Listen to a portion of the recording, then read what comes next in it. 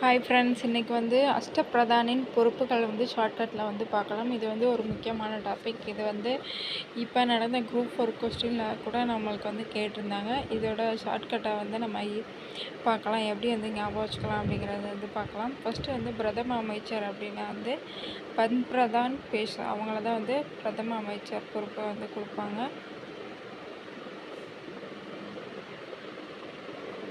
இது எப்படி ஷார்ட்டாக ஞாபகம் வச்சுக்கலாம் அப்படின்னா வந்து நம்ம வந்து பிரதம அமைச்சர்கிட்ட தான் வந்து இந்த பந்த் ஏதாவது வந்து போராட்டம் வந்து நடத்தினா வந்து பிரதம அமைச்சர்கிட்ட தான் வந்து போய் பேசுவாங்க இல்லையா. வந்து ஃபஸ்ட்டு ஏதாவது ஒன்று போராட்டம் நடந்துச்சுன்னா பிரதம அமைச்சரை தான் வந்து போய் மீட் பண்ணுவாங்க. அப்போ அதை நம்ம ஈஸியாக ஞாபகம் வச்சுக்கலாம். இப்போ பிரதான் பேசுவார். பந்த் ஏதாவது பண்ணால் தான் வந்து பிரதம அமைச்சரை போய் மீட் பண்ணி அவங்கள வந்து பேசுவோம் அப்படிங்கிறத வந்து ஞாபகம் வச்சுக்கோங்க. நெக்ஸ்ட் வந்து நிதியமைச்சர் வந்து அமர்த்தியா மஜும்தார்.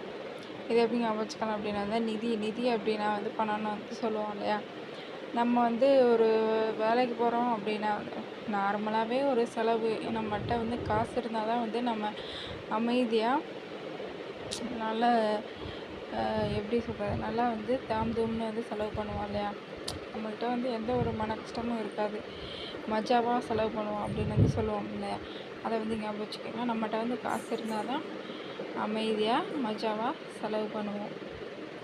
அந்த காசை வந்து செலவு பண்ணுறதுக்கு யோசிக்காமல் செலவு பண்ணுவோம். நம்ம 1 மந்த் சேலரின்னு வச்சுக்கோங்க. மந்த்து சேலரி இருந்தால் தான் நம்ம வந்து அமைதியாக மஜாவாக வந்து இருப்போம் அப்படிங்கிறத வந்து ஞாபகம் வச்சுக்கோங்க. நெக்ஸ்ட் ஒன் வந்து செயலர் வந்து சுர்னாவிஸ் சச்சிவ்.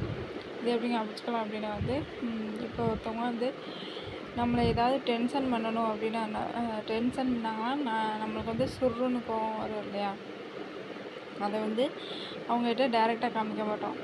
ஒவ்வொருத்தவங்க வந்து மனசுக்குள்ளே வச்சுக்கிட்டு அந்த செயலில் தான் வந்து காமிப்பாங்க. நம்மளுக்கு என்ன தான் வந்து சுருளில் நாக்குக்கு மேலே கோவம் வந்தாலும் அந்த செயலில் தான் வந்து செஞ்சு முடிக்கணும் அப்படின்னு வந்து காட்டுவோம். அவங்க பக்கமே வந்து போக மாட்டோம். அவங்க பக்கமே போகக்கூடாது, நம்ம செயலில் தான் வந்து செஞ்சு காமிக்கணும் அப்படின்னு வந்து சொல்லுவாங்களே. அதை வந்து ஞாபகம் வச்சுக்கோங்க.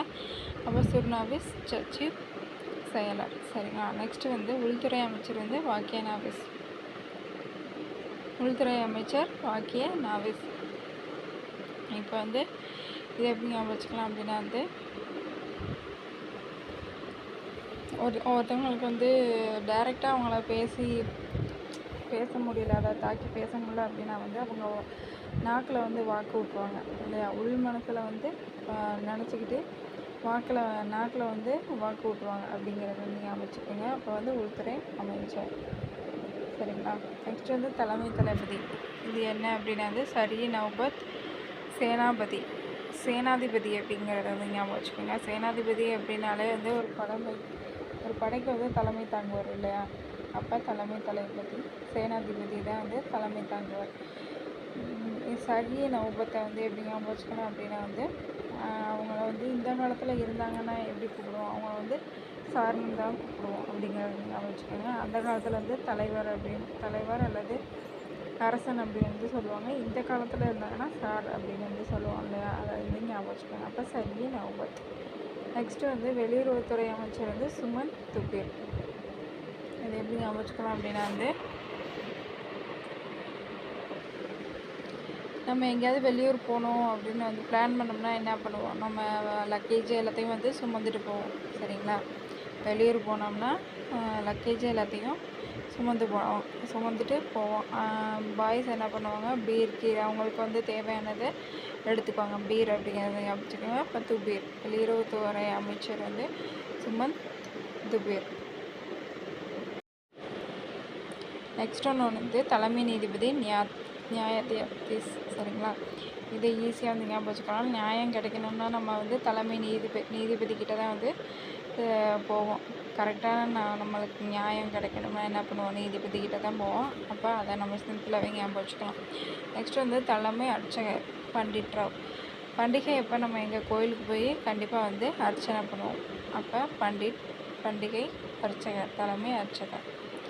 ஈஸியாக ஞாபகம் வச்சுக்கலாம். இது வந்து ஒரு முக்கியமான டாபிக். இதை நம்ம இந்த பேர் வந்து கொஞ்சம் கன்ஃபியூஸ் ஆகிறதுனால நம்ம க்ளூ வச்சு படித்தா தான் வந்து ஈஸியாக மைண்டில் ஸ்டோர் ஆகும். அதனால் வந்து இந்த வீடியோ உங்களுக்கு கண்டிப்பாக யூஸ்ஃபுல்லாக இருக்கும். பிடிச்சிருந்தால் லைக் பண்ணுங்கள், ஷேர் பண்ணுங்கள், மறக்காமல் சப்ஸ்கிரைப் பண்ணுங்கள். தேங்க்யூ.